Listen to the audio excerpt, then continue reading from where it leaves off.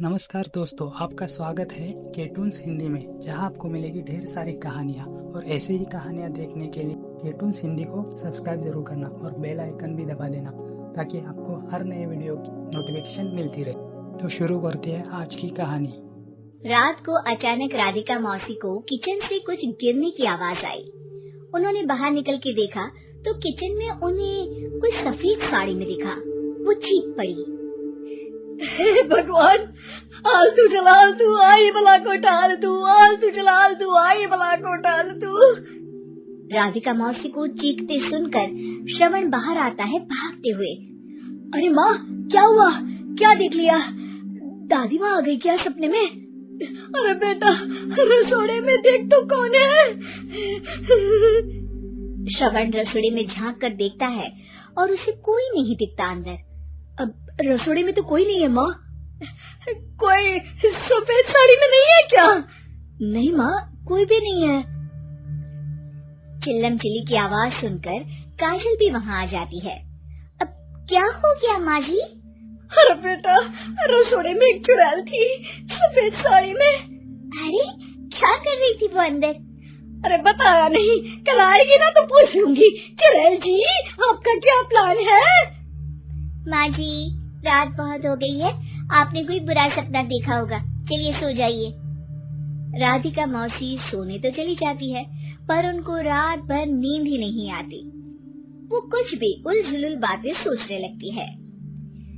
कहीं चुड़ैल की वजह से तो घर में टेंशन नहीं हो रहा, कहीं उसी की वजह से तो वो दादी नहीं बन पा रही।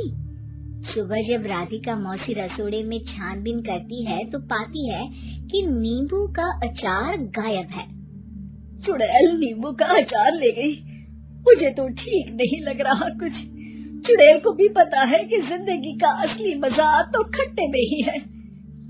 राधिका मौसी झट से श्रवण को फोन कर देती है।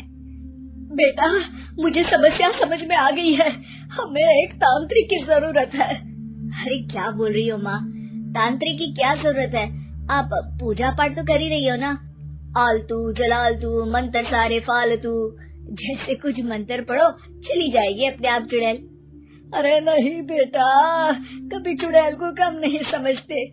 अरे तुझे पता भी नहीं चलेगा कि कभी वो छल करके काजल की जगह घर की बहू खुद बन जाएगी। क्या माँ, कुछ भी बोल रही हो?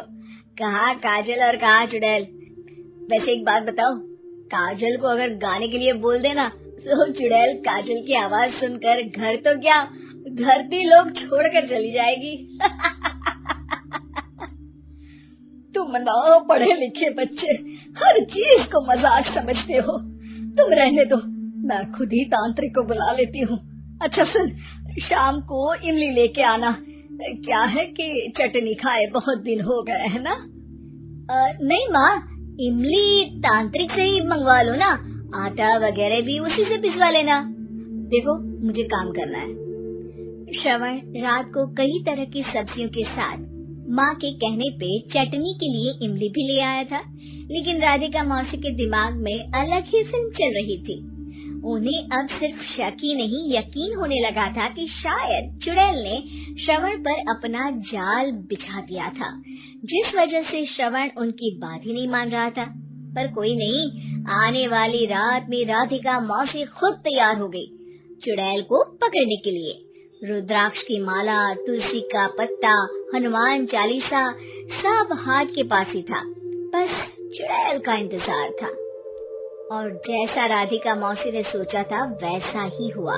वो चुड़ैल उस रात भी आई, पर वो राधिका मौसी से तेज निकली और राधिका मौसी के उससे पकड़ने के पहले ही वो भाग खड़ी हुई। जरूर बहू पे साया है उस चुड़ैल का, तभी तो श्रवण के कमरे में गई है। और अगली सुबह राधिका मौसी पिछली रात हुए हमले में किन चीजों का नुकसान हुआ उसका हिसाब लगा रही थी। उनके खेमे से एक आम के अचार की शीशी भी गायब हो चुकी थी, और वो इमली भी जो कल श्रवण लेकर आया था। राधिका मौसी इस बारे में सोच ही रही थी कि श्रवण जल्दी से रसोड़े में आकर दवाइयों की पोटली ढूंढने लगता है। अरे बेटा, क्या हो गया? अब माँ, वो काजल की तबीयत खराब है, बहुत घबराहट हो रही है उसे। हे भगवान, मैंने पहले ही कहा था कि तांत्रिक को बुला लेते हैं, पर नहीं, अब देखो उस चुड़ैल ने काजल को अपने वश में करना शुरू भी कर दिया है। हालांकि श्रवण भूतों में विश्वास नहीं करता था, पर अब वो भी डर जाता है और राजी हो जाता है एक तांत्रिक को बुलाने के लिए। कुछ ही घंटों में तांत्रिक आ जाते हैं और राधिका मौसी तांत्रिक जी को सब बता देती है। घोर संकट, घनघोर संकट, चुड़ैल को मारू जोर चाकट, ओम भट स्वाहा खटखा के आहा। अरे ये क्या मंत्र है? मेरे खुद के ओरिजिनल मंत्र है, कल रात को ही लिखे हैं, अच्छे लगे तो दाद चाहूंगा।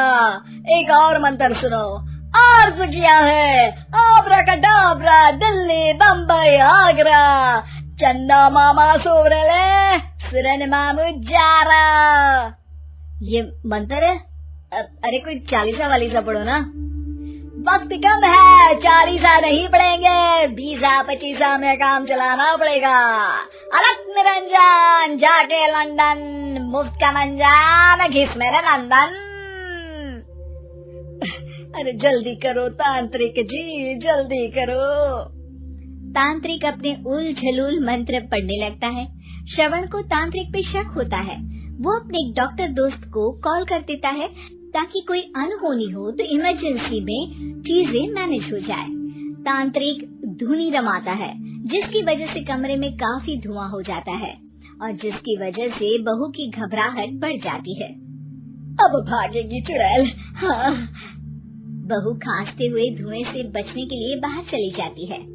अरे भाग रही है, भाग रही है। पीछे पीछे श्रवण भी जाता है। बहू एक सोफे पर बैठ जाती है। तभी डॉक्टर दोस्त आ जाते हैं और श्रवण को पानी लाने के लिए कहते हैं। थोड़े चेकअप के बाद डॉक्टर कहते हैं, मेरे हिसाब से जाप का काम पूरा हो गया है। क्या मतलब? अरे कुछ भी नहीं माँ, कोई चुड़ैल नहीं है, खुशखबरी है, अब दादी बनने वाली है। मगर वो सब अचार के डब्बे। श्रवण दोनों अचार के डब्बे अपनी माँ को दिखाता है, जो कि उनके बिस्तर के नीचे छुपे हुए थे। आपने सही बोला था माँ, वो चुड़ैल काजल ही थी जो खट्टा खा रही थी। हमें कल ही पता चला, पर हमने आपको ये तांत्रिक वाला काम करने दिया ताकि आपको भरोसा हो जाए कि भूत वगैरह कुछ होता ही नहीं। अच्छा, ये तो बड़ी खुशी की बात है।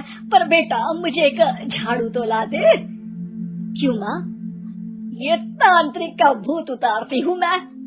अब तांत्रिक राधा मौसी के डर से घर से भाग निकलता है और राधा मौसी उसके पीछे भागती है। अरे संकट ये घनघोर है, तांत्रिक मुआ चोर।